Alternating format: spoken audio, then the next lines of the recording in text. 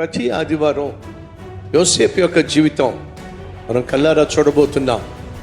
యోసేపు ఎవరికి జన్మించాడు, తన తల్లి ఎలా మరణించింది, ఆ తరువాత యోసేపు యొక్క జీవితం ఎలా కొనసాగింది, విలువైనటువంటి యోసేపు యొక్క జీవిత చరిత్రను కళ్ళకు కట్టినట్టుగా మీ ముందుకు తీసుకురాబోతున్నాను. కాబట్టి ఇక నుంచి ఏ ఒక్కరు కూడా ఒక్క ఆదివారం కూడా మానకుండా బహు శ్రద్ధలతో దేవుని సన్నిధికి వచ్చి దేవుని ఆరాధించాల్సిందిగా ప్రభు పేరట మనవి చేస్తూ ఉన్నాను. వచ్చే ఆదివారం మొదటి ఆదివారం కనుక ప్రభు వల్ల ఆరాధనలో పాల్పంచుకోవడానికి సిద్ధపడి రండి. ఒంటరిగా రాకండి, మీతో పాటు బాగుపడాలని మీరు ఆశించే మరొకరిని లేక ఒక కుటుంబాన్ని దేవుని సన్నిధికి నడిపించండి. ప్రతి ఆదివారం కల్వరి టెంపుల్ చిత్తూరులో 4 ఆరాధనలు.